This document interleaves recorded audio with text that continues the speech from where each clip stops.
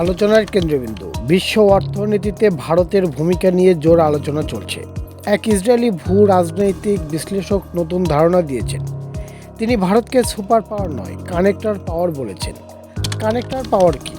Super power সামরিক ও অর্থনৈতিক শক্তি দিয়ে প্রভাব বিস্তার করে। কানেক্টর পাওয়ার বিরোধী দেশগুলোর মধ্যে সেতুবন্ধন তৈরি করে। লক্ষ্য সংঘাত নয়, সংযোগ। কেন ভারতকে কানেক্টর পাওয়ার বলা হচ্ছে? আমেরিকার সাথে ভালো সম্পর্ক, রাশিয়ার সাথেও কৌশলগত সম্পর্ক বজায়, মধ্যপ্রাচ্যের দেশগুলোর সাথে শক্তিশালী বাণিজ্য, কারো শত্রু না হয়ে সবার সাথে যোগাযোগ বজায় রাখছে। গ্লোবাল ভূমিকা, ভারত এখন একটি বড় সাপ্লাই চেইন হাব, আন্তর্জাতিক বাণিজ্যে গুরুত্বপূর্ণ ভূমিকা নিচ্ছে, বিভিন্ন ব্লকের মধ্যে ব্যালেন্স করছে।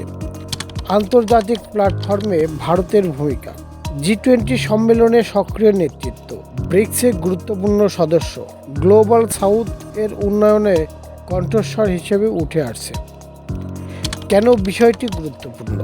ভবিষ্যৎ বিশ্ব একক সুপার পাওয়ার দ্বারা নিয়ন্ত্রিত হবে না, বরং বহু মেরু তৈরি হচ্ছে। যে দেশ বেশি সংযোগ তৈরি করতে পারবে সেই এগিয়ে থাকবে। ভারতের নতুন ইমেজ শুধু আঞ্চলিক শক্তি নয়, বরং গ্লোবাল কানেক্টর হিসেবে উঠে আসছে, বিশ্বের নির্ভরযোগ্য পার্টনার হিসেবে পরিচিত পাচ্ছে। ভারত এখন পাওয়ার নয়, প্ল্যাটফর্ম হয়ে উঠছে। বিভিন্ন দেশকে যুক্ত করার ক্ষমতাই তার সবচেয়ে বড় শক্তি।